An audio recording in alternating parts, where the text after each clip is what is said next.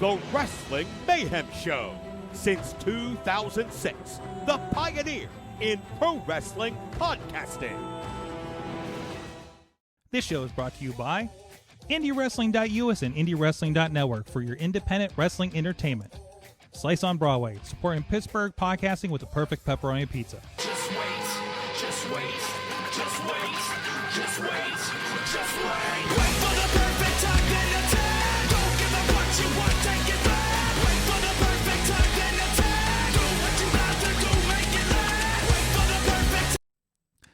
is a Wrestling Mayhem show. I'm Mike Sorg at Sorgatron on the Twitter here in the Sorgatron Media Studios in Pittsburgh, Pennsylvania, here to have some mayhemming. This is 894 Tuesdays. We've been talking professionalized wrestling. I have with me first from the Riz Cave is the Riz. There I am. Okay, how is everybody doing today? Hello, Sorg, how are you? Hello. How are you? I want to get this mouse away from your. There you go. Get away from get away from your face. How are you today, Sorg? I never ask you how you're doing.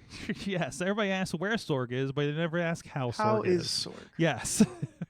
Oh, I'm doing great. I'm a little rushed. And my wife is on her second day of canceled flights from the California. Yeah, I saw that. Oh, so they're dealing with that. So anyways, so I'm very lonely right now. So, I can come visit you, Sorg. It's fine. Well, I just had some friends over for the Awesome Cast. We had the Button Pusher, who I got in a lot of trouble back in PCTV in the mid 2000s. That's a story for another time for off air. Maybe you can ask me about that on Patreon, and or maybe after Patreon. And our friend Kid Mental was in. That's been hanging out on the Awesome Cast. So, I had a good time there. Anyways, we do also have with us is the voice of a lot of the stuff on IndieWrestling.us, the 2PW and the Renegade Wrestling Alliance that's celebrating their 15th anniversary this weekend. Tony Kincaid is with us. I am. I'm actually here. And I was asked ahead of time, 2 days in advance as opposed to 1 day in advance. Well, thankfully our cancellation gave us a lot of notice. So no, because I booked something forgetting that we had an anniversary this week. So this worked out because you asked me about that, and I'm like, well, yeah, sure. Tony, you're sporting. Audio, you don't see this, but you're sporting. You're still hurting. Your neck brace is still. On your neck piece there. Well, my neck brace is on my neck. Neck piece, I don't know what that means, but it sounds dirty. Don't ever say that to me again. Anytime I talk RWA, the C7 and C8 vertebrae flare up, which compact the C2 and the C4. So the doctor says to wear it anytime I have to deal with anything RWA. You know what? I listen to doctors. I'm no neckologist, so I'm just gonna have to believe you on that one. So good to have you here. We're going to talk about RWA, this 15-year history, being celebrated this past weekend. And of course, that's going to be live on IndieWrestling.us as well. So, good to have you here, and we'll be talking about a lot of stuff. Let's get into it. We'll get to RWA here in a moment, but there's a lot happening. My God, what a wrestling week we had. We had a really big weekend. GCW's doing a lot of stuff. New Japan had a really big show in California, and TNA came back. But before we get to that, I want to call out Matt Cardona being called out at the Emmys. Was it? Yeah. The Emmys? Yeah. The Paul what's his name? Paul something. Paul W. Housen, isn't it? I don't know. I don't know. His handle is kind of weird. So let me grab this real quick. Walter Hauser. Paul Walter Hausen. So apparently he was getting his award. I don't even know what he was nominated for, but he was I don't know. He was like doing slam poetry. And talked about he brought up Ibushi and Matt Cardona, he brought up the NWO Wolfpack. Did he seriously? What is happening? So apparently he's got a match with Matt Cardona at Pro Wrestling Revolver coming up. Wait, really? Yeah, I don't believe so. Or something. He's gonna be there, I guess. So take that what you will.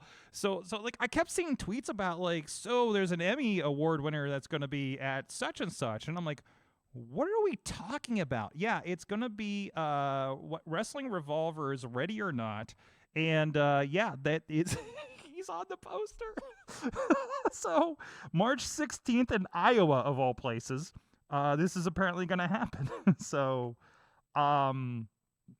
Guys, I think I need to start watching Wrestling Revolver. Also, old friend of the show, the former Elias, is going to be on What a Show on February 17th over there in Texas. So, I don't know. I'm stunned. I am. It is so yeah, I'm not ready for that. Stephen Amell, I make sense. You know, he's had a couple of matches. You know, like I think he just pop up on GCW or something not too long ago. So there's that. So of course, this is the guy that didn't they steal his Emmy at AEW for a while? Didn't like Jeff Jarrett's crew steal his Emmy, and there was a whole thing? I believe that's correct. Yeah. So he's not a stranger to wrestling. No, and now I need to see this gentleman versus Jordan Styles at some point. Yes, Jordan Styles. I miss Jordan Styles. What's he up to? I do too. Other than He's still busy as all hell. he's busy playing pinball. You know, so that's cool. He's doing his thing. That's good. Mm-hmm. So we do miss him in the wrestling world, though. Maybe one day. I think he might have 4 Emmys now. No, that's a whole faction of Emmys. He might have a red wagon full of Emmys. Like Jordan is fantastic, low key one of the best editors, production people I've ever seen. I got to watch him up close once because I was at WPXI. Never mind. It just, long story short, the dude's fast as hell. It's insane what he can do with clips. I miss him in the ring. Mm-hmm. We do have from the chat, Jay Partners out there says all the best for Tony, hoping the neck is recovering. You know what? It has good days and bad days, partner, and I appreciate your continued support. I keep thinking I'm gonna feel better, and then something happens at RWA, and I fall, and I hit the ring, and it hurts, and the neck goes back to like square 3 or 2 or 1. Yeah, I don't know. it seems like every month, like around this time, it starts getting like you probably start feeling the tinglies in there. Well, I tried to wear it as protection, and it just Honey Badger's forearm just really got me, and then never mind. It hurt. The floor hurt. Honey Badger going to get you. Anyways, so beyond that, we had a lot of appearances this past weekend. Let's start with New Japan. Jungle Boy Jack Perry. Sorry, former Jungle Boy. Joe Perry. Joe Perry. Wouldn't that be a run? Joe Perry. You know who I wouldn't expect? Joe Perry. He's the guy who entered the Royal Rumble instead of Lowdown in 2001. Exactly. Anyways, no. Jack Perry, Jim Jack Perry, Jimmy Jack Haynes Perry, showed up at the New Japan show and attacked Shooter Umino, Moxley's old young boy, and ripped up his AEW contract. So that is definitely legally binding. Right, Riz? Like they don't have a show that's like that combines the two promotions at all. No, he's in New Japan. He got. Yeah, not like there's not like there's a pay-per-view every year where a proverbial door that's forbidden most of the time he opens got shipped off to New Japan via San Jose. I'm sure that was a hell of a commute. So, I mean, good for him, I guess. No, seriously, like if there's anything that's going to like give him a chance to really shine, it's going to be sink or swim is New Japan. You know what I mean? At least he's not the devil. Yeah, at least he's not the devil. At least we didn't go that way with him, right? So I mean, let's look at this from like this is Jack Perry's essentially excursion, so to speak. I know it stays in the U.S. and he might do some Japan dates, but he's getting the New Japan excursion going. Like he made a huge splash. Say what you will. He made a huge splash, ripping up that contract. All of a sudden, now things are up in the air. You don't know where he's at, but this is untethered, unhinged. It's all real glass Jack Perry. And he's in New Japan, where, say what you will, like, New Japan a different ball game than American wrestling. Even in the States, New Japan is a different ball game. Absolutely. Yeah, I'm excited for it. I'm excited to see what happens with it. It was a pretty good show all around. We had a really good Moxley Moxley and Shingo no DQ match was incredible. Another great Ospreay and Okada match, of course. A good send off for Ospreay there for I think it was his last New Japan stateside commitment. And they're going to have if you haven't caught this, United Empire and the Bullet Club War Dogs are actually going to have the first ever steel cage match in front of fans in New Japan. Which alludes to there was a steel cage match without fans at some point. So I want to know the story on that one. I don't know is that the one where they're just like fought on an island for 75 minutes? Or something like that. Maybe there was a cage involved, but anyways, go look that up. It's incredible. I think we talked about it on the show. Shirley Doe might have brought that one up back in the day. So, it was a damn good card. Eddie Kingston and this Gabe Kidd. Where the hell did this guy come from? He's intense. He's awesome, and now everybody's saying that he should be the leader of Bullet Club, not David Finlay, who's also been incredible. Like this is the hottest start to a New Japan year that I can remember, like definitely since COVID, right? Like everybody's yelling, New Japan's back. There's a good vibe to everything, and it's really kind of showing. I think that American product is doing real well. So also, I don't subscribe to the fact that New Japan never left. Just because people stopped watching it didn't mean that it wasn't still putting on great match after great match during the pandemic era. I know the no-clap situation was rough, but Will Ospreay was putting in work back then. Mm-hmm. And just because no one watched it because they were too invested in AEW and traveled across and stopped watching, like there was still good stuff going on in New Japan during those quote-unquote lean years. Mm-hmm. No, it was really good, and some of that stuff needs to be watched. Absolutely. New Japan World has a new app. So, no, it was a really good for that. Did you guys watch any of the TNA show or see any of the clips or anything from that? I did see some of the clips. The first thing that jumped out to me was this is the TNA that I kind of was hoping we'd get in the early late 2000s, early 2010s. It felt so nostalgic, but also really fresh, which was shocking. Like, how do you get both of those things? The crowd was lively. You wouldn't know the number if you didn't look it up. Yeah. And the thing is I've been keeping an eye on TNA when it was Impact because, there's a lot of some crossover appeal there going on with not only AEW but guys that work in this area, have worked in this area. And just Scott D'Amore, what a legend. What a legend. The stuff he's put into getting TNA back on a check. I think it's legitimately it's not going to be number 2, but it's sort of at that. I think it can get to that ROH level. I might be there. And there's a place for that because ROH is, I love the current ROH product. I'm enjoying watching it, but I know there's not a mass appeal even as much as there was for the Sinclair era for that show.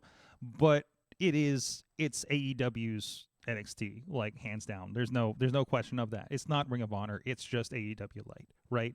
So there's space for that kind of thing, right? TNA has a platform. They're on Access. They're accessible on YouTube and a bunch of places and internationally. So they have something there. It is a place people look for. I think this was said multiple times during the show, even around the show on Twitter. I was a really big follow on Twitter on Saturday night with things.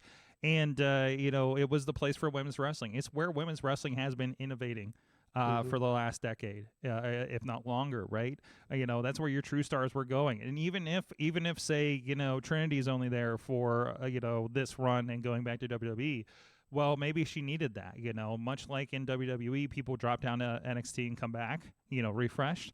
Some people just freaking need that, right? On this creative platform, right? If they're just spinning their wheels, go see what I can do somewhere else and then bring that new attitude in. Impact is that, or TNA is that. Oh, this is gonna be tough. Say it right, Sorg. Well, I've said TNA off the cuff so many times. The only reason I gave a crap about saying it right is because I want to make sure I say the right thing to their faces whenever I ran into them at work. So, and now I have to go the other way. So, anyways, so no, it's been it's definitely been a good alternative. I think that's the vibe it's been missing. And they've been rebuilding, and man, and if you talk to the people at TNA, they were very frank about, yeah, we know why we're in this position. We used to do this and this, and we don't do that anymore. So we don't get all the bells and whistles anymore. But we're gonna, they were like staying the course. Do they need the bell? Do they need the bells and whistles? No, they don't. They got down to what was important, which was what was happening in the ring. When they had the bells and whistles, that was their worst time for a product of professional wrestling. Yeah, it was shot well and it was in HD and all this stuff, but you can watch joke after joke about this stuff. Shout out to OSW Review. They're doing a review of TNA during they flipped over to the HD during the Main Event Mafia era. Those are big names, and the shows are bad. Shows are bad. Now these names are not. They're big names to us, and maybe they were mid-carders in WWE, AEW. This is also a good place, like you said, to refresh, because wrestling is not a monolith. You can come from the WWE, come back down. Dango is doing similar but different. You got Decay, which I don't think Rosemary would ever get a chance with her gimmick as it is. Back in wrestling. I don't think she'd ever get a shot in WWE or AEW, maybe AEW a little bit, but their women's division. And like you said, Sorg, if you like women's wrestling, legit, solid athletes going at it that just so happen to be in the women's division. This is, TNA was the place to be. Gail Kim and Awesome Kong put it on the map before the Revolution. Mm-hmm. So, we can't forget that. Not to mention that four-way tag was phenomenal. Seeing Crazy Steve is always a dream. I always love seeing Crazy Steve on with Hard to Kill. And of course, their commentary is second. And I got to sit into a thing with Tom Hannafan, do a one-on-one session with him to talk about commentary a few weeks ago before Christmas. So it was a blast to see what he told me about.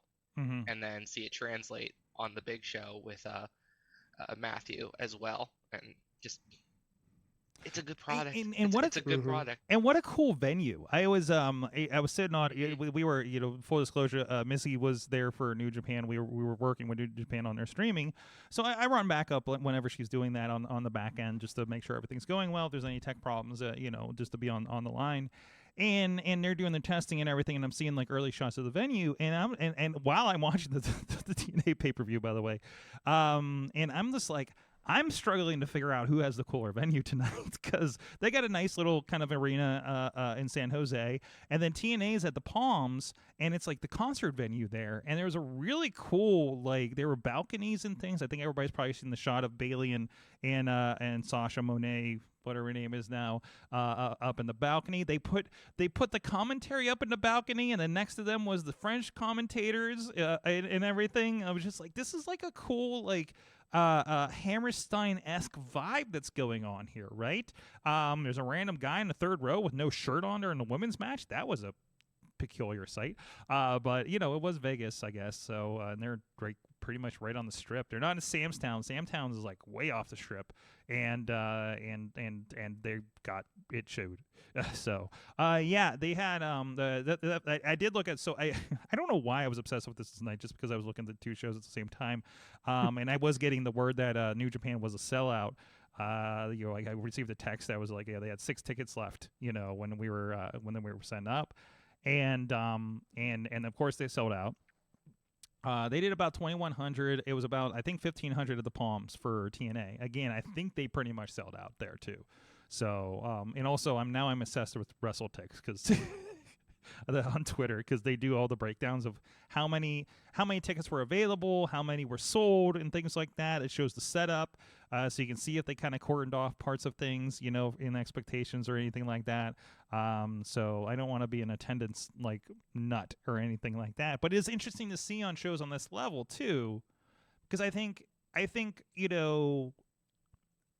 everybody's like, oh, this show didn't draw 10,000 people, it's a failure. And I think we need to get fans out of that mindset, right? Mm-hmm. Like the WWE way or bust, the 10,000 people in the stands, the things like that. Like, I don't think people know that if you're not in a big market and you go to a house show, there's maybe 2,000 people there. Like I've been to those shows in Elmira, New York. They do not do big venues. So when you go look and say New Japan did 2,100 and they're going to do like 4,000 people in Chicago, that's already halfway sold before they announced Moxley versus Naito, and Mustafa Ali, that's the other one that popped up in a promo, who's going to be taking on, please help me here. Who is he taking on? Eddie? Hiromu Takahashi. Whoa! Of course, we were talking all the New Japan, so Matt Carlin's had to do the run-in on us. Sorg, I wanted to lay low so bad, but you were like, I was messing up. Out there. I was messing up Japanese names, and you had to roll in. You be. I was like, Sorg needs my help. Look at that! You got a Carlin's Tron back. You got Carlin's Tron back there and everything. Nothing but the best. Nothing but the best for you, Sorgy baby. All right. Oh, and it moves. Wait a minute. Oh God, I would actually love to see that match. Not gonna lie. Are those Ghost of Mayhem Mania passes that David Arquette versus Samoa Joe there? Yes, we're cycling through a select a premium selection of Mayhem Mania matches of the past. Fantastic. I mean, we're starting next week, so that's my huge announcement. What's your huge announcement? Yeah. What was that it? Yeah, we're back. I'm back. I mean, Mayhem Mania was never going away, but I'm back, Sorg. Matt Carlin says the originator is presiding over Mayhem Mania this year. Fantastic. Yep. Fantastic. The only one who knows the rules. That's me. Yeah. It's been a rough couple of years without you. The only one who makes up the rules on the spot. The only one who makes up the rules. That's more like it. Tony, that's more like at me. Don't point an accusing finger at me, Riz. Don't you? Wait, are we all pointing? Are we all pointing at the camera now? Don't point at me. Are we doing it? We're here. Point back that. Not that. Point at that. Point at the versus sign. Point at this now. I'm pointing at the Sorgatron media in the window. So, okay. Well, I thought we were pointing to that. Okay. I don't know. I'm pointing at I have a sign up for you. Everybody outside's really confused what I'm doing right now. So. Yeah. Oh, they're used to it, Sorg. That is true. This guy that waves wildly on Tuesday nights while we drive by. That was such a Spider-Man meme right there. Yeah. If I could throw a 4 up, it would have been great. No, fantastic. So you're going to be here to make sure I don't screw up any more New Japan names during this event, and so that's right. And then next week we are going to launch. I don't even know what year we're on, Sorg. We should probably figure that out. We're like on 10, I think. The most time-honored money grab tradition of the Wrestling Mayhem show. Yes. And we are going to roll this baby out. There's money involved? I mean, for Sorg there is. For the rest of us, there's not. There's not. No, sorry. Pay some podcast bills for the year. That's for sure. We're gonna keep the lights on. Yes. And yes. And we are gonna we're gonna set things. We're gonna restore order. You know, Sorg, as the conscience of the Wrestling Mayhem show, it's my duty to come in here and set things right. After last year's debacle. And wait, how bad did it get last year? I don't know. How bad did it get? You tell me. I wasn't around for it. Hold on. Let me see what the last one looked like. Hold on. Let's pull it. How bad could this have What was last year's like? The fact that none of us remember it. That's trying to think of what matches. Wait, let me check. Let me consult my screen behind me. No, that was a few. That was years 19. ago. Yeah, it was a while ago. I mean, we had such great stuff as like the Garganos versus the Graveses. You pretty know, good. I mean, that's not bad. You know, we had all these motion graphics that we worked on. I mean, those were pretty great. Those things look great. I mean, right? You know, we got Batista last year. Got some help. Yeah, we borrowed Batista. Our True Stone Cold. I mean, that's a banger. Mm-hmm. You know, some Drew McIntyre and Piper Niven. Rick Boogs. Bobby Roode versus we Boogs. Rick Rude Boogs versus Boogs. Way too many people in this match. Let's see. There's always one of those matches. There's one of those. Another way too many people in a match. The Creeds versus the Usos. I would pay to see Bull Nakano. Not sure how we're getting Bull Nakano out of retirement. Bull Nakano versus Rhea Ripley. Asuka versus Gunther. Like, I kind of still want that. I mean, let's be honest about it. You know, so you know, I think we did a pretty okay with it. You know? I'll be honest. The Graveses versus the Garganos would slap. Yes. Like we could sell out not Civic Arena. Yeah, we could sell out Civic Arena with that. We probably could actually. Well, it'll be really easy now. We're just all sitting in a parking lot. So listen, it works for Enjoy. It works for 880. Like, they rock those the parking lot stuff. Mm-hmm. Right. So it's interesting to see what the Mayhemers will come up with. What new and exciting intergender matches will we cook up next? Absolutely. Well, as a sponsor of the Wrestle Mayhem show, I look forward to this year. There you go. And speaking of, how can you become a part of this other than our guests and our hosts every week? Patreon.com/Wrestling Mayhem Show. There are going to be extra bits for you guys that participate with the Patreon, of course. You know, thank you to our friends that do support us at our fan of the show level. Bo Diggity! Woo! I cannot do a high pitched voice anymore. As well as Ed Burke, Team Hammy. Oh, jeez. Team Hammerfist. Team Hammyfist. I almost said Team Bobby Fish for some reason. No, Sorg, Tupac family, Tupac family, Dave Prop Pop Partner, Spouse of Rooster Affair at roosteraffair.com, Rats in a Trench Coat, Tony Kincaid, as well as Pizza Club level, Doc Remedy, The Riz, and Lance Fisher, and at the manager level, Bradley. You guys support the show too. Get it in early, and we will be bringing y'all in for the Patreon in the bank, whatever else we may be getting in there, right, Matt? I don't know. Are there new ideas? Is it? No, there are no new ideas this year. New ideas. There's going to be new ideas. No, there's going to be new ideas. No, we're getting back. We're going back to basics. Back to basics. We're going this is going to be like when Bill Watts started booking WCW and he had forgotten what to do, and he outlawed throwing people over the top rope, and there were no more mats on the floor. That's what we're getting. We're back to basics, Sword. All right, I'm ready for Spartacus. So no more Forbidden Door. I'm ready. We're never doing that again. I'm ready for Spartacus Ric Flair action here. Spartacus Ric? No, that was somebody else. But no, terrible idea. We're not bringing Andre the Giant back from the dead this year. No. No. Okay. None of that. Leaving him back behind. to basics. Okay. That's right. All right. Right. Something happening? Nothing is happening. Nothing is happening at all. Worry. Nothing is happening at all. Don't worry about it. Somebody gift that, please. Anyways, so next week, the fourth line will be here. Casey War and the other Brandon St. James. Oh, I'm tired. I'm sorry. The other guy, Brandon St. James. That can be his moniker. The other guy, Brandon St. James. It's either, it sounds way better than Wet and Wild. No. So they will be part of the first round or the matchmaking round of Mayhem Mania. So the opening round. The opening round. Yeah, whatever you can say so we don't have to number it is kind of what we got. These are hard and fast rules, Sorg. This is a tradition that we've been doing it every year. I can't believe you don't know how this goes by now. We do it the exact same way every year. No, we don't. The Carlins household is serious. The Carlins household is serious when it comes to wrestling. There is no chicanery going on. Absolutely. Tony, to quote a favorite movie, this isn't Nom. There are rules here.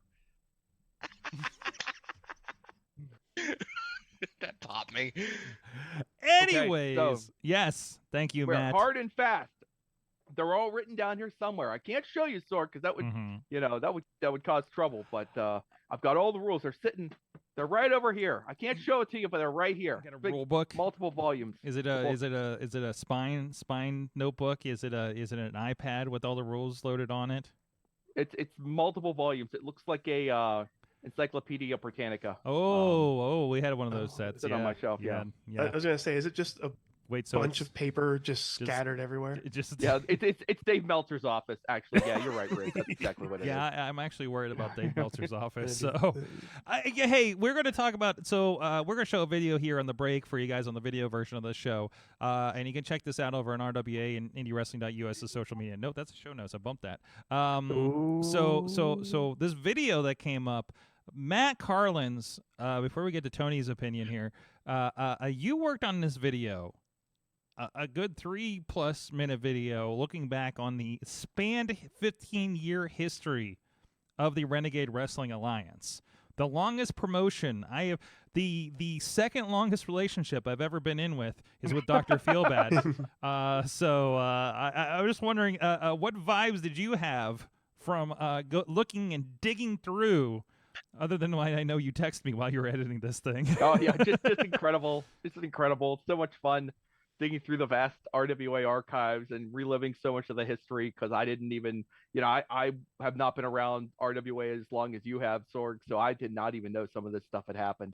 So it was fun to just kind of like even, pull people aside at some of the shows and be like, hey, if we do this video, like, what are we going to put in this thing? And then they tell me something just outlandish, like, oh yeah, there was this time when like Wild West attacked another tag team with blow-up dolls. You should go find that. And I'm like, hello, what? So yeah, a lot of crazy stuff and a lot of exciting moments. It was a thrill to put together, and nothing but kudos to all of these fellas for taking the time to sit down and let me indulge my artistic flavor. So I could shoot a little cutaway videos with these guys. These guys are all great. So, yeah, this is some good stuff this here. Is fun stuff. So what was the, other than the blow-up dolls, obviously, what was the biggest surprise that you saw from the RWA history? It was definitely the Dr. Feelbad street fight with Kato, which had like everything. It was this thing had everything. It had like 5 run-ins. There was thumbtacks. There were tables. There was fire. There was a barbed wire baseball bat. I think the barbed wire baseball bat was on fire. I think that's what that was. And it was just. It just kept going. It was incredible. You would think it would be like, this is getting absurd. The children were chopping Dr. Feelbad on the floor, not like DX chopping, like physically, like hacking away at him.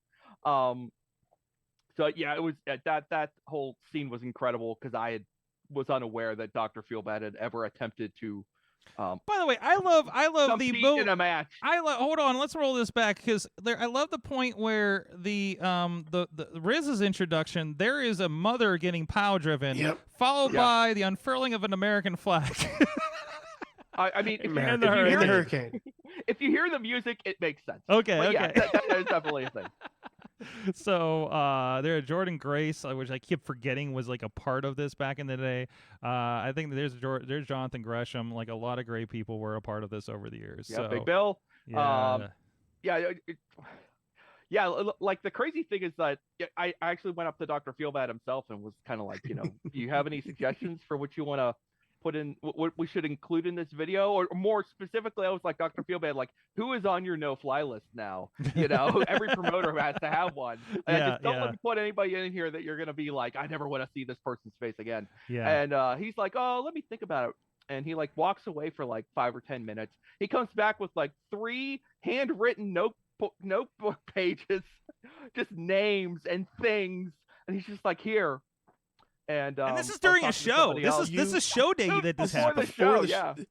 Like I saw it happen, and I'm like, I'm looking at it's, and when he says 3 pages, it's front and back. Shoot, 3 pages. Yeah, like it's. It was a Dr. Feelbad memory dump onto paper, and I was stunned. And one of the other folks at the show I was talking to was like, I think you're good. I don't think you need any suggestions from me now.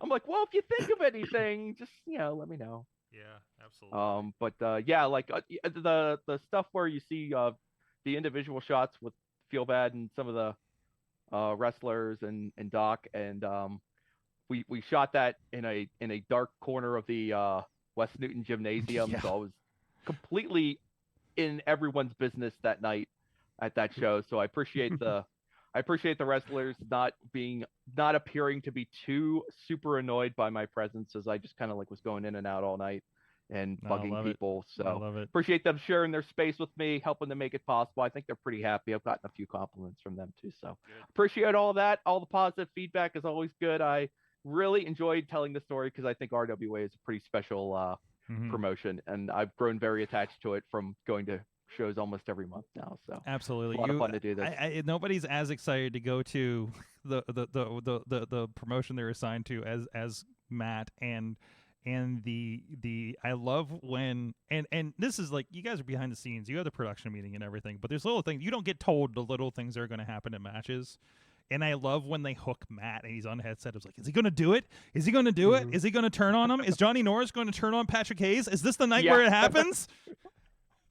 Yeah. Me in the headset being like, oh my God, this is it. And then what happens. Oh my God, that was I love that. And that's the ender. I love that's the ender. That was just like nothing. I was like, I had that burned into my mind. And I was just like, nothing can follow that. Nothing can follow. That is, if you don't know, it was Chris Taylor giving a cutter, the ugliest looking cutter I've ever seen to Dr. Most devastating. Hold on. Not ugly as in execution, as in murdering the individual. He murdered Feelbad. Murdered. He MDK'd his ass with that thing. So I could not believe how nasty that looked. It was unbelievable. And then Preston Everett does the double splits right after it happens with the punctuation. It's so like I could have cut it off after the cutter, but I'm like, no, Preston, we got to get this in. We have to leave this. We have to leave this in. It's too good. Oh, so good. Well, I can tell you what, we're going to talk to Tony here about his reaction to the video in RWA coming up this weekend. But, of course, you can check out all the history. Of course, a lot of the back years and years and years of RWA is on the IndieWrestling.us YouTube page.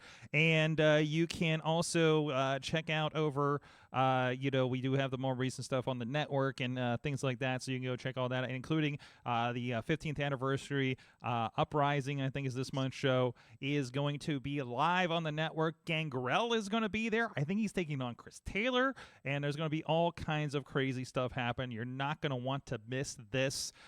Depending on what I'm doing at the other show, I may have it on my phone to keep an eye on what's going on at RWA, and I may have to film entrances to a kickboxing show, so this might be awkward. So that's okay. I've earned that. So anyways, go check it out, IndieWrestling.us. You can check out the near entire, I want to say near entire, all the way back to 2010, 2011. I think you're missing like 4 shows in that. Are you serious? Like it's like I think we're missing the first year of RWA, and I don't know where they're at. I think you have parts of the first year. I might have to rewatch, but I have to look. I just remember March to Victory and Corey Grace was there. So he was there for one or two shows when I started filming again for RWA. So, but anyways, I can't think of anything that has as long and as consistent. It feels like that's not a large bar, but like consistency is it, isn't it? Like I mean, the lows were not that low at RWA, and everybody has them. There's a roller coaster of the booking goes up and down, the crowd goes up and down, but really. It really didn't. Like, we're talking about the up and downs are like a matter of 50 people in the crowd, and on a bad night. And those 50 people are like diehard fans. Yeah. They can make it sound like 200 people there. But like I mean 50 people like up and down from the like 250-ish, So like and those people are like they're all stricken with COVID, so or something like that. I'll say this before and save the rest for the next segment, but like I'll take 50 RWA fans over 200 whatevers. Like I know 50 RWA fans, they're going to hate my guts, but they're going to cheer for who they like. They're going to boo who they hate. And they're pieces of trash, but they're RWA's pieces of trash.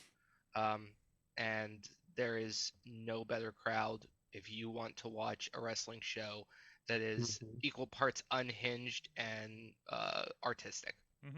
Absolutely. And it is, as you say, the last Wild West in Western Pennsylvania wrestling. No, it's the last Wild West in wrestling, period. Like, GCW is close, but they're too polished for us. We're Tombstone every day. Every show is Tombstone. We are the last Wild West. We're the last frontier. Every day is Tombstone your mom day at RWA. I will piggyback off of that. RWA is the indie for people who think they don't like the indies.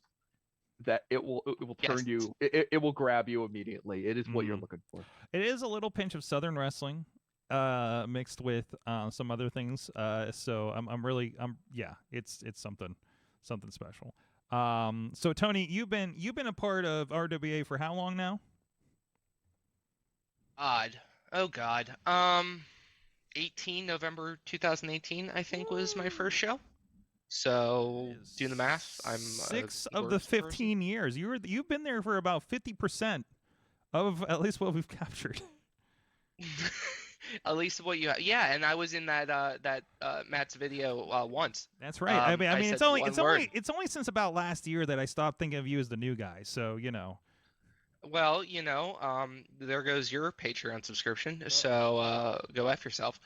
No, it was a great video. I was amazed with some of the things. I was amazed with how many of these events or the moments that he captured that, as an outsider, I remember hearing the rumblings of, because when you're sitting in the stands and you're on the outside looking in, you're watching different shows and you're hearing about this little place in West Newton called RWA that's unhinged, and they pile drived one of the wrestlers' mothers, and there was flaming bats, and they lit the ring on fire, and they threw a fireball out of a fan, and there was a riot, and like you're hearing all these things, and you're like, what?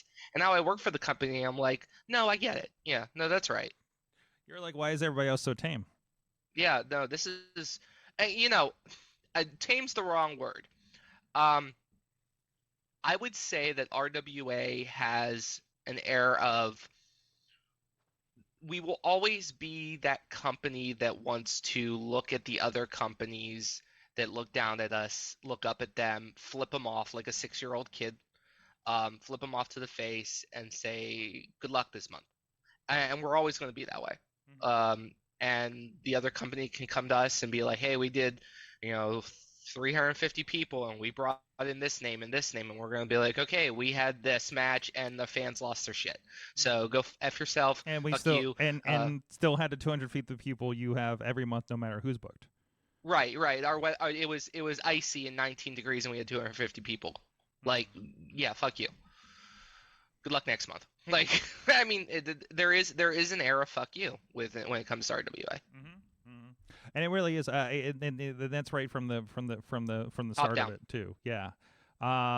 So and this was like, even when I started there, it was something that I rolled my eyes at too, right? Like, it really was, and it proved itself. It proved me wrong, and you look at where that's at.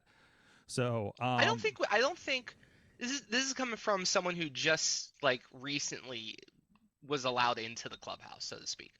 The chip never goes away. We never, in that locker room, in those production meetings, on that table, Doc, me, whoever else is sitting at that table, even the camera, Sorg, when you're shooting, when Matt's shooting, there is no one at that table that is doing production at RWA in the ring, calling it. I mean, Hank Hudson's a Hall of Famer, and he has a chip on his shoulder every time he's calling this stuff. Like, he's a Hall of Fame ring announcer, and he's ready to just absolutely run it through the door every month. Reminder, the guy that gave Cactus Jack his hometown. Yep. Announces for this still. Yeah, Hank Hudson is a legend in every sense of the word, and it's not hyperbole. He's a legend. And we all still have chips on our shoulder. I mean, the Gambinos don't have anything to prove anymore. They're out there every month trying to prove something. And you even talk to some people like that no longer wrestle for RWA because they moved to a different area. Like, Jimmy Cicero pops in my head. Jimmy Cicero is still the biggest RWA supporter, out there. Despite the fact that he no longer wrestles. And Dino, I see RWA. Dino on the comments every once in a while too. Oh yeah, they and because it's a family atmosphere, and even though like I feel bad and I like constantly get into it, we have major blow up fights. Sorg, you've seen them. We've been in each other's faces, nose to nose, yelling at each other about production ideas and creative direction on video shots and how much I'm getting paid. Those things you move them out of the way. Because despite the fact that I hate Feel Bad and I hate him with a burning passion, like I do recognize that he is cooking here.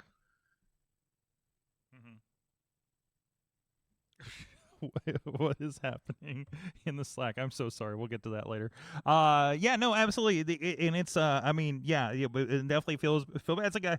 Feel Bad is a very decisive guy too. It's definitely somebody that I've had my issues with in the past too. So, but I mean, I think that shows the power of what's happening here. So what is happening on this next show? We mentioned Gangrel. Chris Taylor is something that's going down.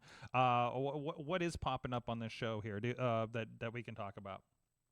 Good Lord. Where do you want to start? Let's go with that. Because there's a lot of things I can go from here. We can start with the heavyweight championship. Yeah. If you want, start at the top, move our way down. So, last month, going into the season's beatings, the Rev Ron Hunt was dethroned by Patrick Hayes. Patrick Hayes has been a staple of RWA for a huge chunk of those 15 years and now holds the heavyweight championship. Rev wasn't pinned. It was a scramble match, and Rev lost in a fashion that he's not happy with. And if you want to check the full match out, go to indiewrestling.us, either the YouTube or the Indie Wrestling Network. Rev is going to get his rematch, which he 100% deserves. 100% champion who loses the title gets an automatic rematch. That is one of the staples. He deserves it. He's making it fans bring the weapons, and that's where my gripe is with this. And it just screams one of those Feel Bad giving one of his guys an extra step to stand on, so to speak. Patrick Hayes overcame the same obstacles Rev had to overcome. Rev screwed him out of the No Limits Championship, and now that Rev doesn't have his heavyweight title, he's going to use every tool he has, or every tool Feel Bad gives him, to win. And it's problematic, especially since the RWA fans are nuts when it comes to fan brings the weapons. I've seen pinatas with thumbtacks in them. I've seen cheese graters that were filed down to be extra sharp. I've seen pinatas. I said the pinatas with it. I've seen pumpkin pies. I've seen cakes. I've seen someone tried to bring a Bowie knife once, and we had to nix that one. But like a sword. I remember running to a guy outside that was mad he couldn't bring a sword in. The saber. Yeah, the big. Yeah. It was nutty. Like these, when we say fans bring the weapons, like I'll bring a steel chair wrapped in barbed wire. No, these guys will bring a steel chair with barbed wire, and then they'll put like M80s and tape them to the freaking chair so they go off. And these RWA fans are nuts, and they've had a month to plan this. They've had a month to do this, and it's Christmas. This is how they get rid of their white elephant gifts. So we'll see what happens with this match. But if Rev loses this, there's an argument to be made that he goes to the back of the line. And Rev's not going to be happy about that. Sorry, that's wrestling. Sorry. Let's talk about this. The potential show stealer of the night is Mr. LAGX and the Shadow Man Elijah did a 15-minute draw last time that they faced for the No Limits title match. Former teammates. If you haven't seen these guys, I remember our guy CL was there on camera. Had never seen these guys before, and again, the former Project X, Mr. LAGX, is both these guys are fucking phenomenal, and you have to see them in person, and just blew his mind. And now we're going to get another no time limit version of this match. So it's got to be potential show stealer of the evening. Yeah, LAGX, Mr. LAGX, stands for Life's a Game X. He was originally, or he's had several different variations of himself. Project X left RWA, left wrestling entirely. to find where he wanted to be in this business. Now he's back LAGX. Elijah came in as a protege under Project Society, under then Project X's banner. Since LAGX left, Elijah has become his own man. The match they had in December was 15-minute time limit, balls to the wall. These guys did not stop. They were going for gold every damn time, and the time limit just ran out. But you got to catch this match, because with no time limit draw, there's no way we can contain these guys. There's no way. Gravity's an option for these two. They can sometimes choose to ignore it, and they are going to have the potential to tear the house down. And we are the first month of 2024. They have the potential to be the best match of the year in the first month. Can Elijah beat his Jedi Master, so to speak? And that's the question. Can he beat him? Because it was a draw. It's not a loss, but it's not a win either. Meanwhile, can LAGX step up, claim the No Limits title, and reclaim his stance where he was, that trajectory that he was climbing before he took his mental excursion? There's a lot of things on the table here. Another one I'm looking forward to: John McChesney and Preston Everest. That the jumping splits. Preston Everest from that video we just saw. Are we pointing again? Yeah, everybody's pointing. Apparently everybody's pointing. So there you go. There you go. We can make jokes about Preston Everest and the splits. Mm-hmm. Let me be 100% clear. There is no hyperbole involved in this. Preston Everest is one of the best talents in the Pittsburgh area, bar none. End of period. Period. End of discussion. McChesney is one of the best vets. Period. End of discussion. Preston Everest's climb last year was amazing. He's looking to see 2024 as a year where he finally hits that ceiling and punches through it. To go up against McChesney, if you have a win against Big League, that is so rare, especially for someone as young and as talented as Preston Everest. If Preston Everest can get that, the sky's the limit. He is going to have to be considered by RWA management and all of Pittsburgh independent wrestling as a serious contender for titles. Absolutely. Here's another one I'm looking forward to. A big debut at RWA. Former 880 champion, friend of the show, Michael Emrico. Don't forget the M, whoever did graphics, against HL Supreme, sometimes a Super Hentai. Well, he seems to be using it off and on again, so I think we're safe to use it again. I don't know. Wes Duden doesn't seem to want to use it, so I don't know. Worthington, anyway, you're good. Sheridan, you're good.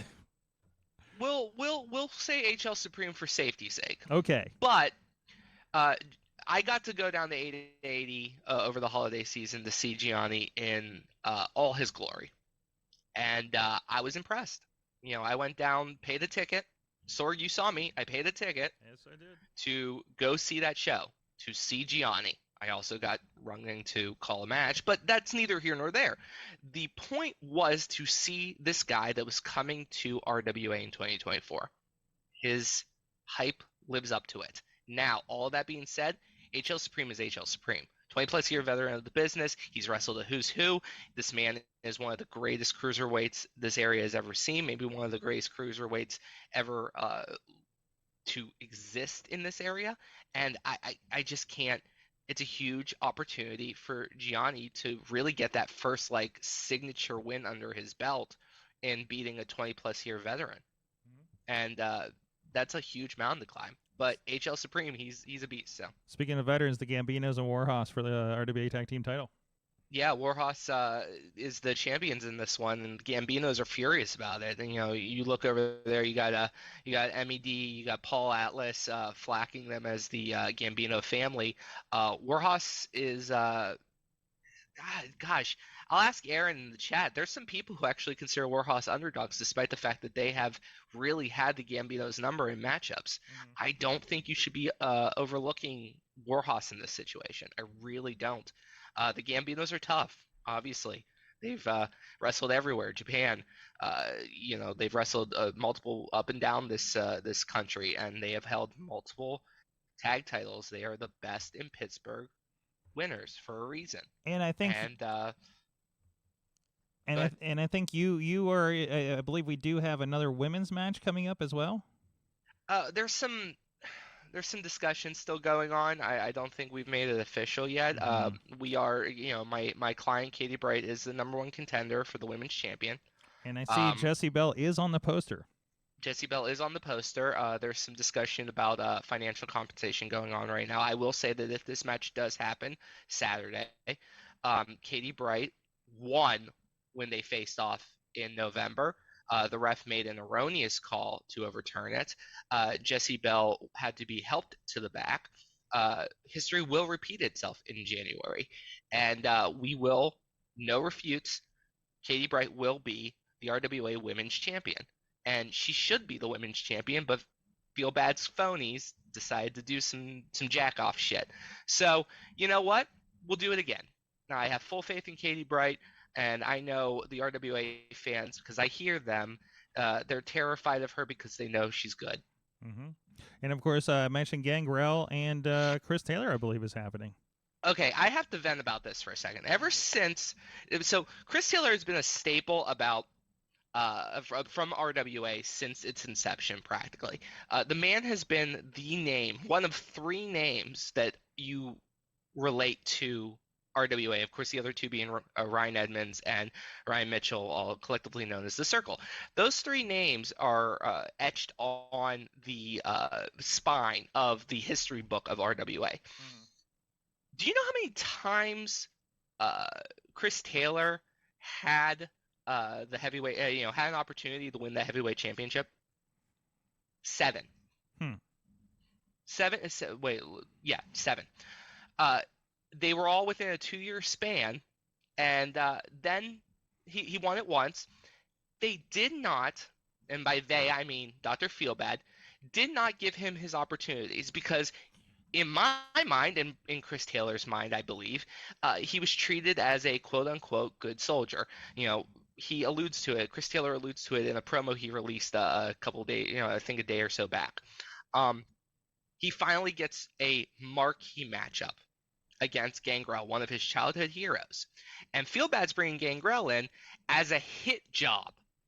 So he doesn't get the matches when he's playing goody two-shoes soldier Chris Taylor, but the second Derek wants to hurt you, he gives you the match. I'm sure Chris Taylor is excited to face off against Gangrel, but the fact that Derek, Dr. Feelbad, is using it as a weapon against Chris Taylor because he's butthurt that Chris Taylor decided to think of himself as a human being and not as a pawn for Feelbad is insane to me.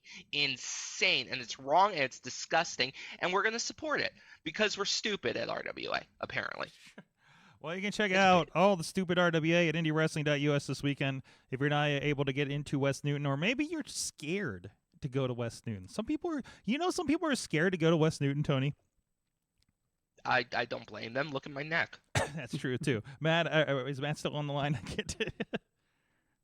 I can't imagine why anyone would be scared to go to West Newton. So no. It's a lovely place. Absolutely. Fine people down there. Right by the river, get some canoeing. Okay, maybe not this time of the year. Scenic and pastoral West Newton, Pennsylvania. Sorry. Nine times Chris Taylor has gotten an opportunity at the heavyweight championship. Sorry, I missed to count it 2 because they were in fatal 4-ways. So he only had 7 singles opportunities and then 2 fatal 4-ways. Excuse me, my bad, Feelbad. I forgot to rank that. My mistake. 9 times since 2017. Are you out of your mind? There you go. Wow. IndieWrestling.us is going to be live for you as part of the network if you're a member on YouTube or over on IndieWrestling.network. Guys, we're going to hit a break real quick. You're going to see that 15-year anniversary video that Matt Carlin's put together if you're with us on the video. Otherwise, go check it out over on the over on the YouTubes and the RWAs and stuff. IndieWrestling.us, RWA on the Facebook page, Renegade Wrestling Alliance. We'll be right back after this.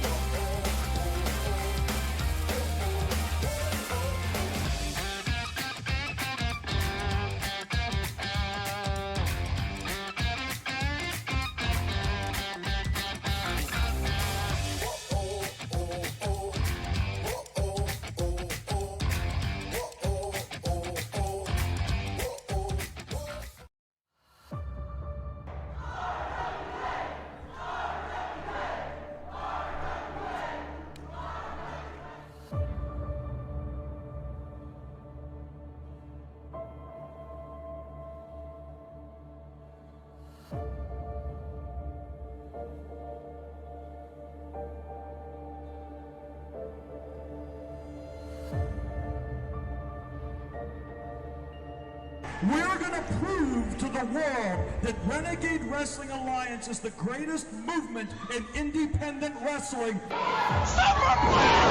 Wrath of the Wrath! Oh! Second rope! Oh, welcome to hell! There's Hayes, and oh my goodness, we have a new PA Regional Champion! Oh my God! Oh my God! No!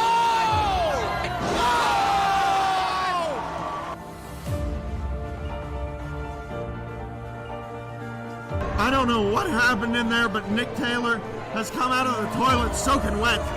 Wait a minute, that's Mitchell Small! What the hell? Oh my God, no!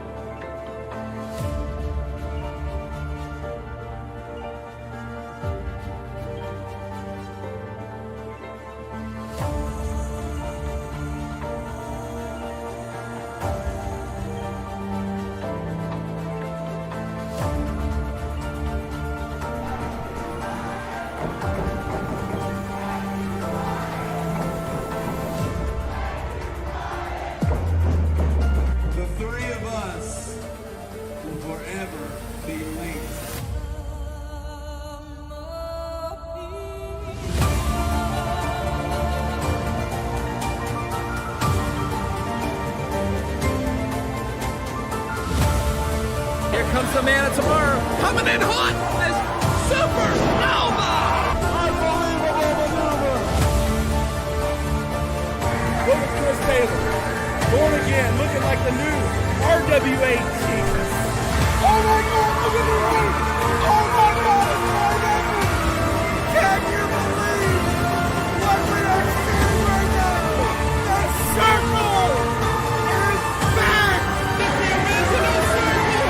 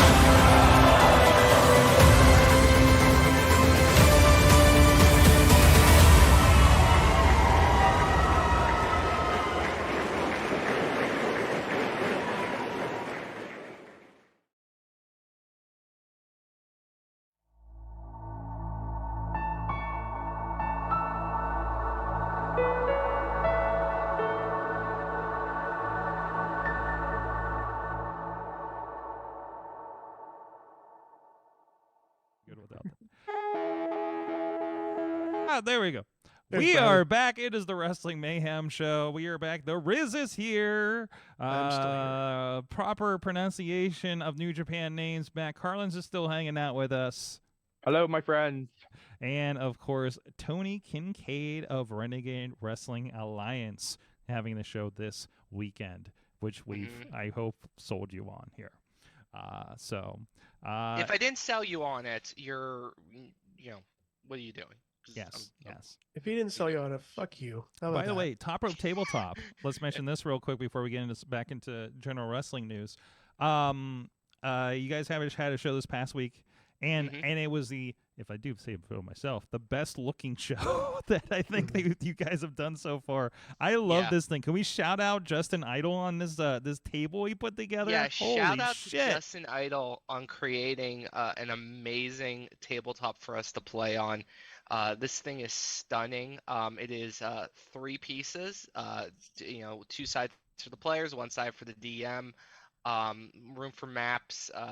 We had some lights, some music. I think it is our best show we've done in we started during COVID, so it have been 3 or 4 years now, where we started doing Dungeons and Dragons, as a show for Sorg and for indie wrestling. Yeah, that was a late COVID start, wasn't it? Yeah, it was a late COVID start. So it's one of those things where this has become sort of the hobby within the industry for us. The game is getting good. I feel like we're starting to get close to the end. And you can see the table right there, and it's phenomenal. This has been really fun to do. I'm excited to see how this campaign ends. I'm excited for some of the ideas that we have for the next campaign. We've also worked some one-shots in. I've done some shows there. Top Rope Tabletop's fun, and if you don't like D&D or have never really given it a shot, check our stream out. I think especially the latest episode, you can go back and watch all of them free on the Indie Wrestling .us Facebook page. I think they're also on the YouTube and in the network. And I think they're free. Correct, Sorg? Yes, all free. Nice little background listening, probably. I think some people kind of podcast it while they work, from what I understand.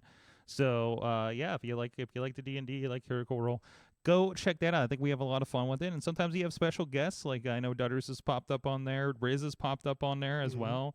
Some of you guys went down and did a special down at the Carnegie Science Center in the recent months. So yeah, we've had Riz play.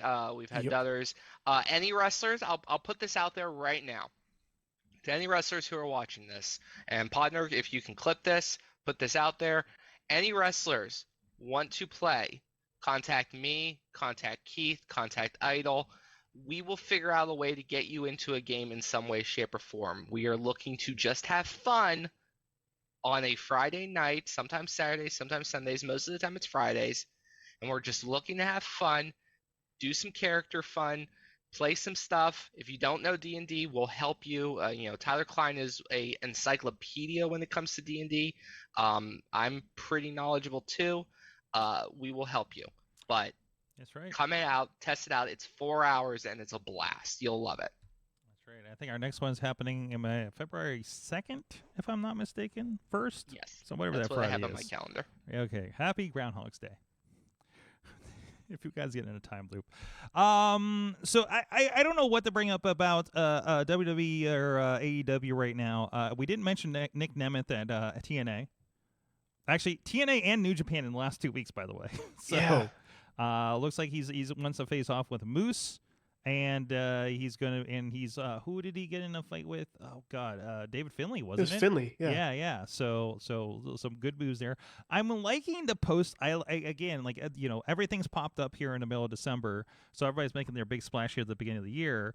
Dana Brooke also showed up on TNA under a new name. So looks completely different. Completely different. Yeah. So, but again, it's someplace. I mean, I know that's somebody that a lot of us here on the show have really been behind Dana Brooke over the years, and hasn't really gotten much or been in weird spots. Like, if there's anywhere for her to shine, it's going to be over there on TNA. So. I feel like Dana Brooke was always the one that got lost because of the Revolution, because she wasn't one of the NXT girls. She was sort of in between the generations. I don't think she was ever given a fair shake. I could make that argument about Natalya too, although Natalya's had a little bit more success just from being part of the dynasty of the Hearts. Dana Brooke probably deserved a lot more than she got in the WWE. I'm hoping TNA shows everyone what I saw, which is Dana Brooke's a pretty good women's wrestler and can go. And she wasn't given a lot of credit. For various reasons that I'm not going to get into because it's a little inside baseball, but let's go. I want to see what this happens. Completely unrecognizable, and I love that she's reinvented herself. Yes. Hopefully she's given the room to make that breathe, make that work. Absolutely, looking forward to that. Guys, R-Truth is going to be like, I love R-Truth is completely going to be leader of Judgment Day by WrestleMania, right? So R-Truth is already the leader of Judgment Day. Yeah, they just not all of them know it yet. Merchandising leader, if nothing else. So the second you get into the royalties breakdown, you're part of the group. Like, I'm sorry, that's just that's the rules. Also, Wes Newton has the worst subway ever per Ricky Morton. This is true, and I can. This is true. I was there. I was there. I'm the one was Ricky Morton's ride to Subway, and I was there for 45 minutes waiting for him. So, anyways, that was an all-time great interaction between you and Ricky Morton. And then I had to tell his tag team partner about it when he showed up the next month. He's like, "This is the guy that took me to Subway. Tell him how bad the Subway was." I was like, "Dude, it was terrible." And I'm like, "Why am I talking about this terrible Subway to the Rock and Roll Express right now?" So when I got to the building when Ricky Morton that day walked up, Ricky Morton was eating, talking to Feel Bad. I gave my highs, hellos, flicked off Feel Bad, all that jazz. Shook Ricky Morton's hand. I was honored to meet you, and he's like, "Hey, it's great to meet you. Do you know your Subway sucks ass here?" I was like, "Yeah, I do." I do. Yep. But the distillery across the street is great. Crooked Creek Distillery. Oh, yeah? Free cheap plug. Oh, I have several of their. Man, their why aren't they the after party for RWA? So, but anyways, because they like to go to bed at a good time. Yeah, exactly. Very, very true. If other places could do it, why can't RWA? Right? Do we want an after party for RWA though? Like, I mean, in the long run, I don't know if that would end well. So I'm going to plead the fifth on this one. Okay, yeah, we're moving on from this one. Okay. What the hell is AEW doing this week? Deonna Purrazzo. Can we talk about body shaming for a moment? Yes. Yes. So first, JD Drake, yes, we can. who had a big match, I think 2 weeks ago on Collision. Deonna Purrazzo comes up, and I know, I'm a huge fan, and I'm watching the match, and then it does, and I'm terrible because I feel like I introduced it in the universe because I stuck in my head, I was like, some of these asshole AEW fans are going to go off on this, on Deonna Purrazzo and her body type. And by Monday, my Twitter was, and again, the toxic people, I'm very good about getting the toxic people off of my timeline. My Twitter is okay, except for those ads are kind of sucking right now. My Twitter is not a cesspool like it is for everybody else. But I get everybody's reactions to the cesspool. Dustin Rhodes, JD Drake, Deonna Purrazzo, and a lot of people down the line from rosters talking about this. And again, this goes to the toxicity in wrestling fandoms kind of thing when you have no consequence to spout whatever stupid shit that's on your mind on a social media platform. And this was a thing. So first of all, the thing that I want to say on Twitter, but fuck it, my platform's my podcast, so I'm going to say it here. The people that don't like a JD Drake in pro wrestling must not like anything pre-Hulk Hogan. And let's not get into that can of worms either this week. So I don't know. Were you guys seeing any of this? Have any reactions to it? I'm just disgusted by it, but I kind of knew it was coming. Yeah, I don't know what to tell you about. Everybody's got opinions. You all sound like Twitter right now. No, you're not. Go ahead. Sorry. So I got a punch for a second. Okay. And I Tina has just said in chat, some of these men saying these toxic things have daughters. Oh, jeez. And that shit. That's gross. I'm going to try to pick my words because I deal with toxicity in my day job all the time, and I don't want to out myself a little bit here, real life, but I'll shoot as close as I can without revealing too much. Sorg, you know what I do for a living. Mm-hmm. We deal with toxicity all the time. We dealt with toxicity this weekend when something happens. Men, for some reason, online, a good chunk of a very vocal minority, do not understand that because it's online doesn't mean you have to show your whole ass. Mm-hmm. This is going on in wrestling right now, where people who are 45 years old, or I'm sorry, no, they're 25 years old. They look 45, and they are sitting there critiquing a woman and her body type who is a professional athlete who is wrestling 200 wrestling matches a year. Meanwhile, you can't get off your fucking ass to wipe the Cheetos dust off your chest. Shut the fuck up, you fucking idiot. You have family members who look at that shit and feel worse about themselves just by sitting there and being associated to you. Think about how this looks. I'm not the most religious man in the world, but you want this shit to be on your record when you go up to the pearly gates? Shut the fuck up, enjoy wrestling, or don't. I really don't give a damn, but enjoy the fact that you don't actually have to do anything that matters in the next day. Meanwhile, the wrestlers are going to do stuff that entertains thousands to hundreds of thousands to millions of people, and you can bitch and moan about whatever you want to do on whatever message board, whatever Reddit you want to be on. Maybe it's Twitter. Maybe you love X. I don't really give a shit, but go to hell. All of ya. Yeah, you ever want to, whenever you see these comments online, do you ever want to go to the speaker, the person on Twitter and be like, take a picture of me, of yourself without your shirt on, and let's talk? You know, Sorg. Oh, like, no, like comparative, because we know, you know, the kind of people that pop up on these things. So if Apple invented a computer that punched people in the face for saying shit that they shouldn't say, I would invest in Apple every single last cent I own. I would sell my house to do it. I fucking hate people. Riz? I follow that up. I don't think I can, but I'm gonna try. Anybody can follow up an emotional rant. It's the Riz. Deonna Purrazzo is an amazing athlete. She's talented. She's built like a truck and can mess me up if I say or look at her wrong in any way. Have you met her in person? Have you seen her in person? She's been to a couple of local shows. I know. No. Okay. I'm just prefacing myself because what I'm about to say is I shouldn't be the one telling people how they look. Right. Yes.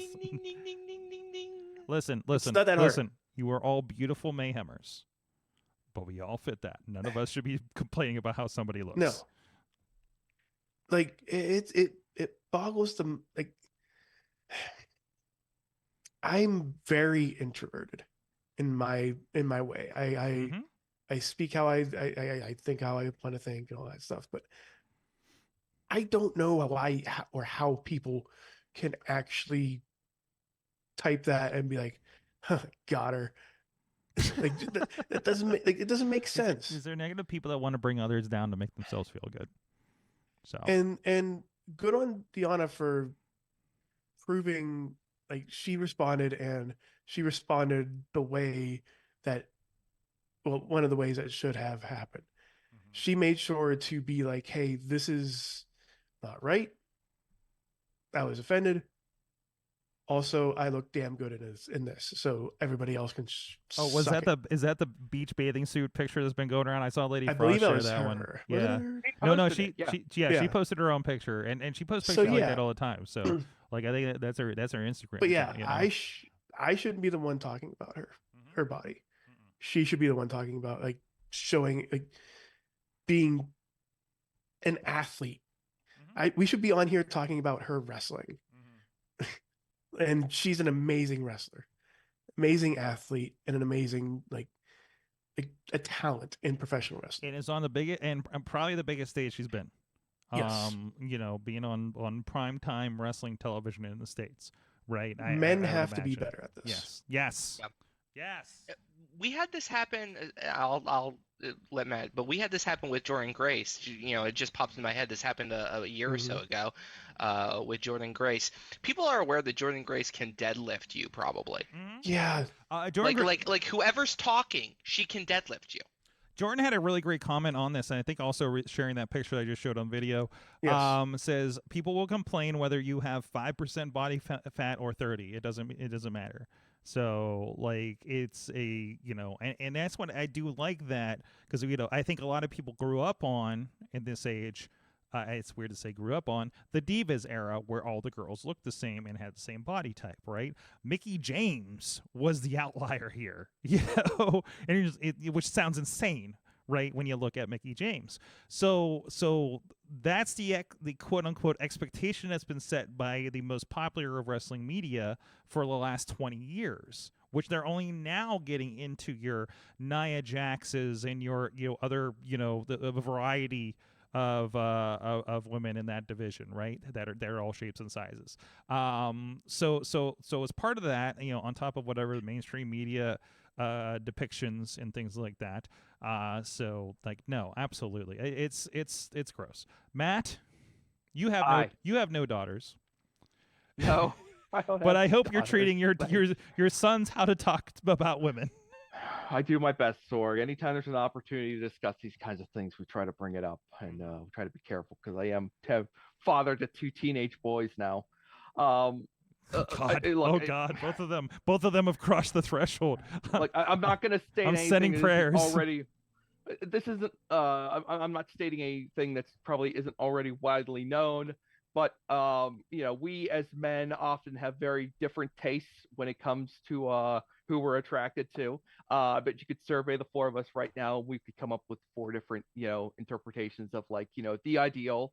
That being said, whoever's out there criticizing Deonna Purrazzo, who's probably in the best shape of her career, is patently so incorrect it boggles the mind. That being said, it shouldn't matter. We should be talking about Deonna Purrazzo because it's awesome that she's getting a chance to show what she can do in AEW. She's going to bring a very unique style that the company doesn't really present that often in its women's division. So it's exciting to see her in there. And yes, I have met Deonna Purrazzo. It was a long time ago. She was a lovely person, and I have wished her nothing but the best ever since. And I have watched happily as she has ascended the ranks ever since. We're Twitter/X is only one of many social media platforms. It is a dying platform. It does nothing. It has no value. It has a little bit of value. If it was completely without value, I would have deleted the app by now. Sadly, it's the only place for me. It's the only place that I'm aware of for regular wrestling chatter. I haven't found the other place yet, and if you know it, please let me know. Good times. Good times at WrestlingMayhemShow.com. Yes. I wish we could just. I'm the type who's just like, put them on mute and let them scream into the void and let them rot. That's how I think. That's how I would advise anybody to handle trolls online on social media. But you know what? Sometimes one of these assholes needs to be dragged out into the street and shown off for everybody. And so to hopefully make somebody think about it. So, and her post was like, it was really good. It was just incredible. She's like, you got this to say, but you know what? I'm in AEW now. Yeah. I'm married. Yeah. I've got a college degree. I'm getting my master's. Here's a picture of me in a bikini. F off. See, exactly. Actually, if I can kind of close this, like for those that haven't seen it or don't have the time to dig into it, catch this podcast later, I'm going to read the tweet real quick. I've already seen it. I had to cry when I realized my worth is not determined by 1, my body, 2, other perspectives. Perception of me. I'm a 5 times world champion. I have worked with nearly every major company in the world. She did work for WWE for a period, by the way. I am one of the greatest wrestlers in the world. Furthermore, I just earned my bachelor's degree. I am looking to start a master's program, and most importantly, I have a husband who thinks I am beautiful, whether I'm a size S or M, small or medium. I've never been a size small. They are entitled to their opinion, and I'm entitled to tell them to kiss this fat ass, kissy emoji, and that picture that we've all seen.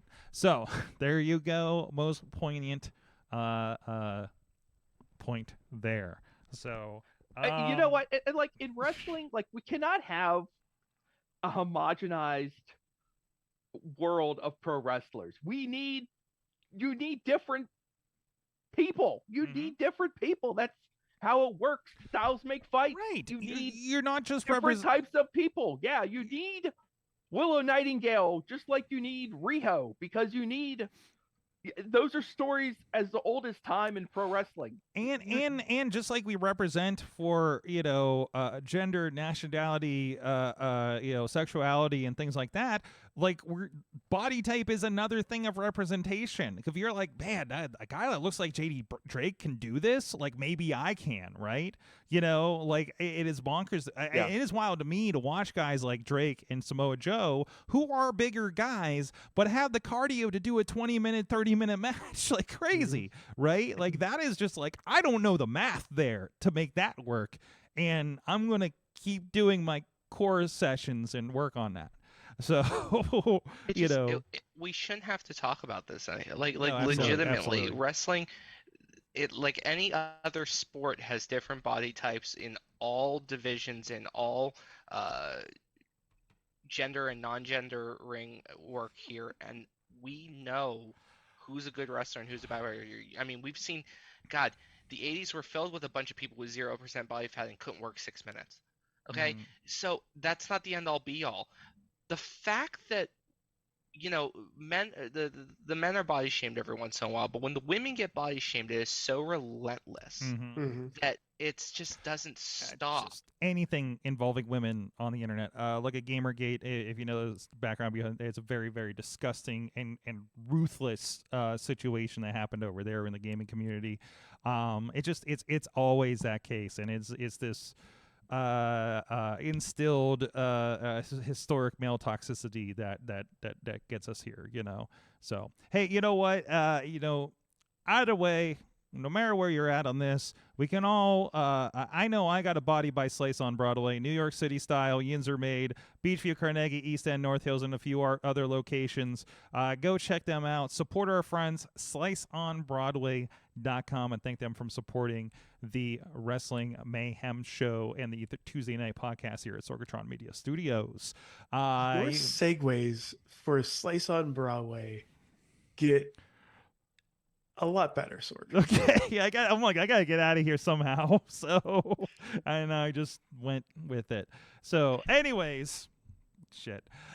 Tell us what you learned from wrestling this week. And I did kind of step things up. I think it was Podner. I kind of co-opted what I've learned. No, actually, I learned Truth should be the head of merchandising, and the NXT women put on a slapper of a battle royal fatal 4-way. Why don't I remember that from last week? Let's see. Okay, because it was tonight, Sword. Was that tonight? Oh God, it's Tuesday. Yeah, I'll catch it Thursday when it's on the cock. Okay. NXT was cooking tonight. Listen, I'll catch it Thursday on the cock. I thought Tony was saying Tombstone, not Tombstone. Okay, catch it up here. Well, I'm getting this so I don't forget about what everybody learned. Let's see. No, that's just what you were saying. That's I know they're in here. I lost it. Oh, well. Riz, what did you learn from wrestling? Oh, come back to me, Sorg. Matt, what did you learn from wrestling this week? I learned that it's probably time for Tony Kincaid to see a neck specialist. You think I haven't? I'm worried. A better one. You think I don't see a chiropractor 3 times a week? A better one. Or monthly? No, 3 times a week. No joke. Like literally 3 times a week. My neck is fucked. It's too bad you're not in better terms with Feel Bad, because I understand he has some magic hands. I would not trust that man's hands near my neck to save your life. Okay. T's and P's, Tony. Thank you. Yeah. Oh, what was that actually? What was that actual match I was looking for? Sorry, keep going. All right, you're what? Tony, what'd you learn from wrestling this week?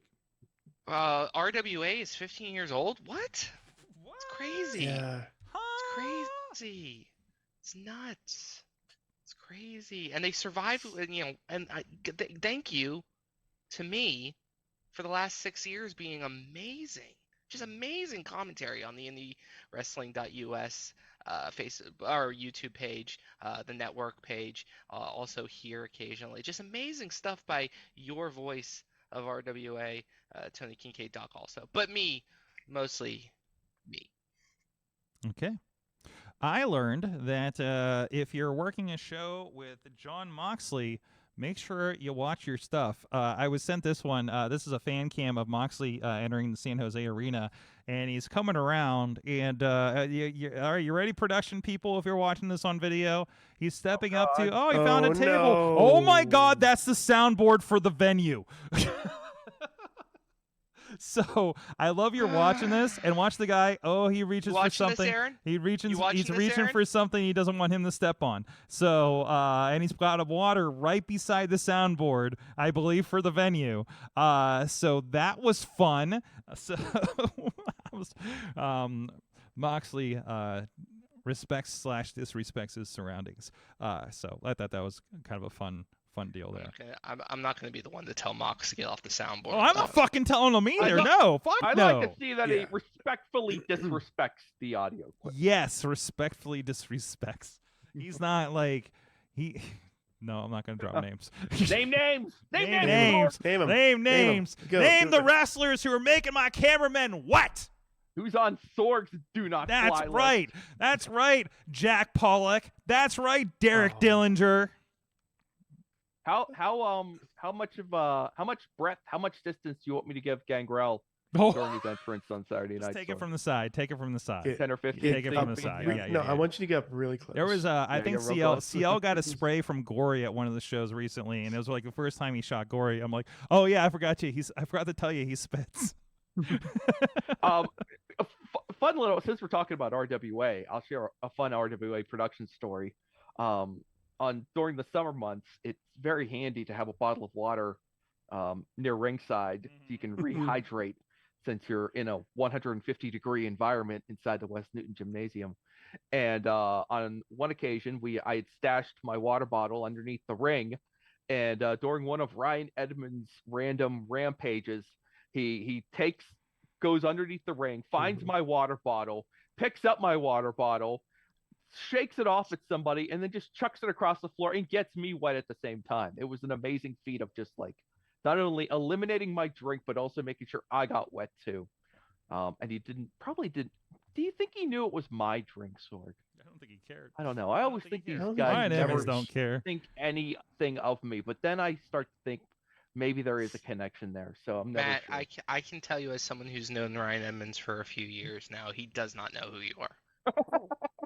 Good. I mean, all right. Okay. Well, maybe next time. Who was it that? I forget who was.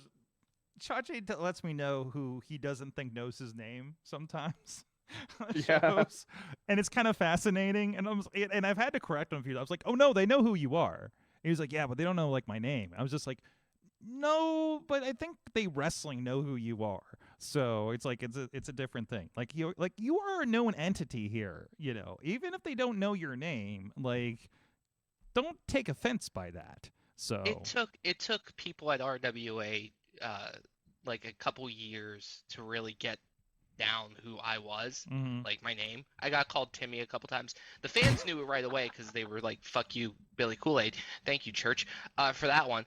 But it just takes some time, and you're not in the back. But I mean, honest to God, we appreciate everything the production team does. All the way from Chachi to Mike Carlins to Perfect. That was the whole bit. That was the bit. I've always tried to like my philosophy is like part of the production team has always been like stay away from these wrestlers just unless there's a reason to just engage, just leave them alone. But it's been funny just to kind of over time you start to like get to know some of them and you build a rapport. It's makes it very interesting, especially when you're out there then shooting them doing the craziest stuff. I never presume anybody knows who I am until we've had like a real conversation. That's kind of how I feel too. Yeah. So at any of I these just level forget shows, people. you just I've quickly forgotten. Yeah. Like guy with the camera. Yeah. So I learned. Yes, Riz. I finally found a thing. Oh, good. I've been vamping. I actually was in a watch party for like a few seconds watching this, and I kind of want to watch more. Like right now? There was not now. No. Like maybe 2 days ago. I think 2 days ago.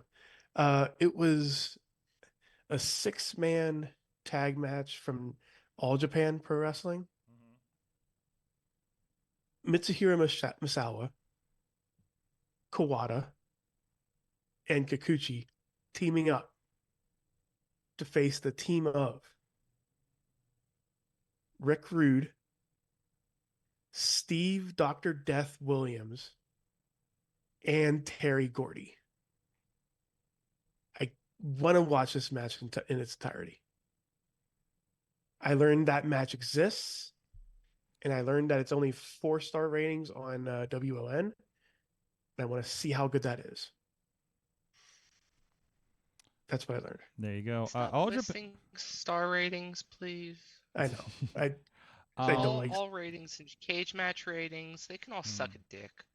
By the way, All Good Japan match, bad match. All period. Japan started popping up on Fight Plus, so just a little tip for you guys. It's not in English, by the way, but if you want to go check it out.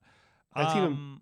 Why you sound like that's a bad thing, Sorg? No. Wait, I'm just letting you know if you want to check out like new All Japan. I hear there's some good stuff happening there. And actually, which one had? No, that was that DDT that had Jericho last month with Takeshita. Thank you. Takeshita. It's late. Thank God I'm here. That's why he's here. That's why Matt's here. Tina learned. I love seeing people mending fences. A certain to TNA that may have been spoiled. Yeah, there was some. I'll say it because I don't think this is something on show. I think this is something that happened afterwards. Okada is in the ring and he kisses the TNA logo and says, "I don't hate TNA." For what they did to him on his excursion. He had a really weird gimmick apparently back then, so it was weird, those days. Weird racist is the term you're looking for. Okay. Racist. I did not view a lot of the old Okada, so I'm not. He was the sidekick from the Green Hornet, which God. was racist enough as is. Oh no! Oh no! That was Hogan's idea, wasn't it? I didn't do that. I learned how to express myself this weekend. Say that. Why? How? In a different way than at MySpace night a week ago, by the way. So, hold on. I'm trying to pull it up. Sorg, you're glad we can't take these out of context. Yeah, I'm glad nobody can clip these by themselves. Yeah. So I was while I was tweeting up a storm on Saturday. I shared a tweet of I was really excited about this like I opened up the new Noah show that happened over the weekend, and there was like a really cool Boca look, and this guy had this cool jacket, and of course Sam Adonis knew him. So so I mentioned about like, you know, I need to watch this show after tonight's 10 hours of wrestling between TNA and New Japan and the 3 hours of Collision and / Battle of the Belts and everything like that. I watched it all by noon the next day, by the way. But anyways, so Adonis says to me, "I don't know how you do it, Sorg. I still watch more than anyone you know. Yet after I still watch more than anyone you know, and after 3 hours of wrestling, anything contemporary, I'm done." And he and I have had conversations about, like, you know, normal wrestling and keeping attention. So again, I got to write this, and I just wanted to read this. So this is I've never put this down. I said, I breathe this stuff. I want the entire Baskin Robbins. I want to be the best producer I can be, so I'm watching the production cues and the camera moves. It's my two passions together. And Missy hasn't been home for a month. So I don't know. It just really kind of boiled down how I do feel this stuff, and I'm just like, why am I still watching wrestling? Why am I not pulling up, you know, the Godzilla show that I want to watch, or this or that or the other thing that you know, I have to make extra time to go watch Echo when it all dropped last week, right? And this is it. This is the thing, because you can't point out Hardcam. Yes, Hardcam sucks in the Godzilla film. Hardcam's over there. It's over there. No, it's over there. Way. No, it's over there. They're shooting it like pro wrestling, so why not? Hardcam for Godzilla versus Kong was on Mount Fuji. Yeah, exactly. So no, it's that's it. I want to be at this stuff. I've had plenty of great opportunities, but I will go to. I went to freaking dirt wrestling in Tennessee when I could, you know, because I want to experience it all. There's so much variety of this thing, and I want to go to the KSWA at the Eagles Hall or wherever the fuck it is. I want to go to Enjoy at Mr. Smalls. I want to go to WrestleMania. I want to go to Forbidden Door. All of those things and everything in between. I want to see a Wrestling Revolver show now, apparently. So, you know, like, I want that experience. I want to experience Washington Hall with Defy Wrestling. Hammerstein Ballroom with Ring of Honor in its heyday. You know, like, everything is like, I am deeply motivated by experiences that you can feel. And that's what I roll with. That's why I go to the Gathering. That's why I go to Hall of Wicked. That's why I love going to like RWA, because you feel it, the Wrestle Tingles, if you will, the Washington Halls, the Hammerstein Ballrooms, the ECW Arena. I'm there for the experiences. I'm there for the feeling, the rush, if you will.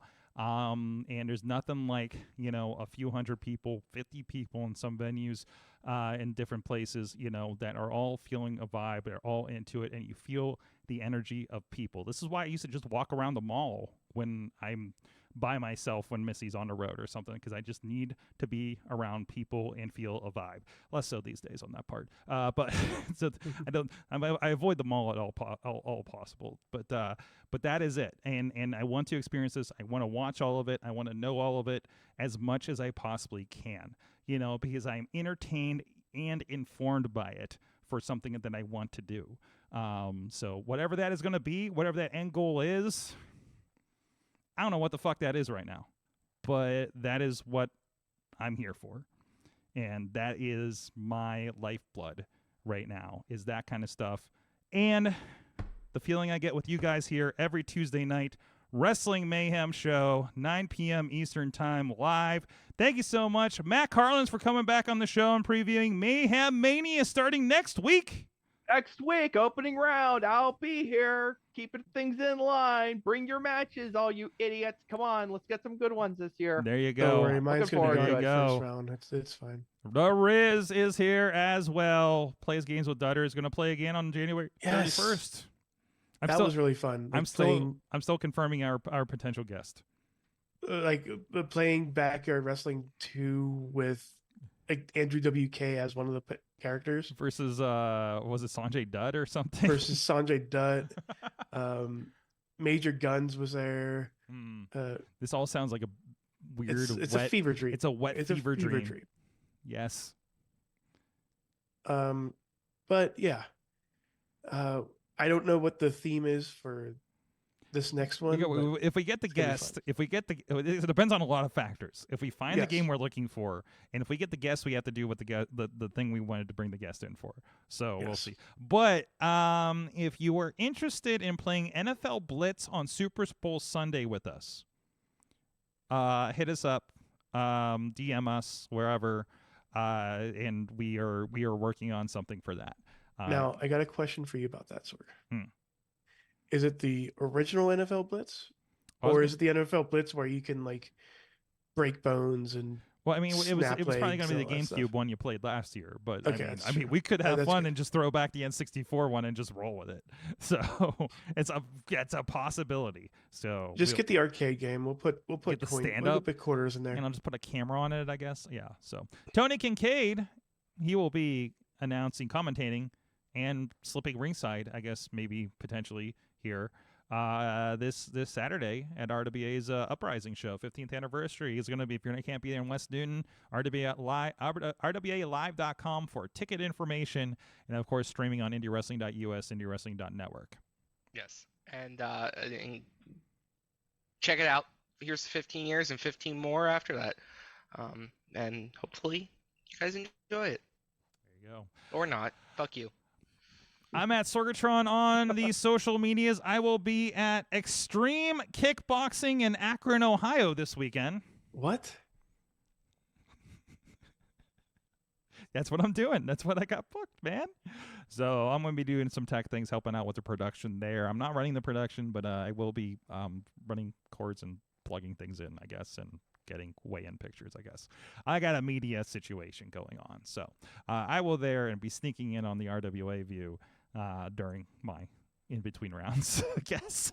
So thank you, everybody. If you're on Patreon, we will have a little bit of post-talk going on here that we posted to your account, wherever that is. And, of course, you know, the audio versions on the feed. If you go through the Patreon, through the RSS feed, you'll get the Patreon extra bits through the audio now if you're set up for that. There's help to how to do that on patreon.com. I think I've never done it before. I just use the app myself, which is very nice, by the way. Thank you, everybody. We'll see you guys next time. Mayhem out. Just wait, just wait, just wait, just wait.